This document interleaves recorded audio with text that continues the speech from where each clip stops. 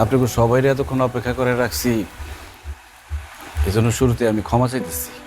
যা কইবার কইয়া ফেলা, এত নাটক করিস না। স্বার্থপর মানুষের মুখ দেখতে চাই না, মুখ দেখলেই মনে হয় তুতুমারি। আমার এই মুখ আপনার বেশিক্ষণ আর দেখতে পারেন চাচা। চাচি, তোমাকে কারো উপর আমার কোনো অভিমান নাই। আমার মাথায় বুদ্ধি শুদ্ধি কম তো, এর লিগে তোমার উপর অধিকারটা বেশি ফলাইছে। আমার সব ভুলের লিগে তুমি আমার ক্ষমা করে দিও চাচি।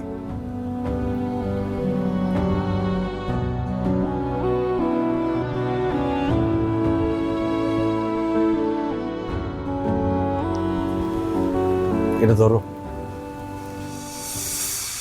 আমার ভাগের যত সম্পত্তি আছে আমি সব তোমার নামে উইল করে দিচ্ছি। এতদিন যে ভাইয়ের মতো আগলে রাখছিলা, এটা তার দাম। আসলে চাচি, মায়ের ঋণ তো কোনোদিন শোধ করা যায় না, কিন্তু দেখো আমি ঠিকই শোধ করে দিয়ে গেলাম।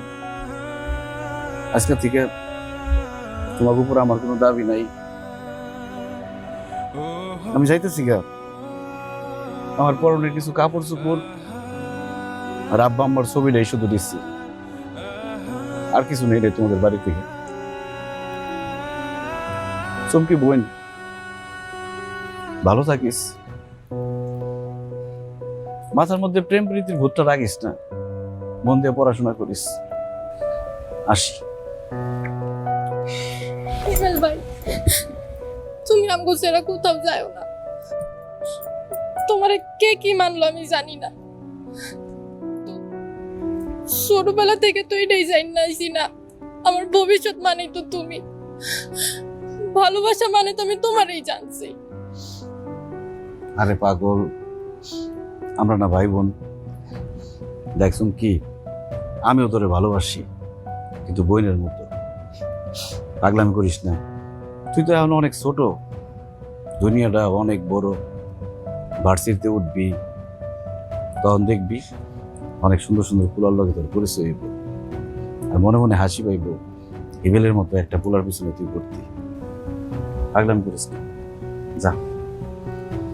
হইছে হইছে, অনেক কথা হইছে।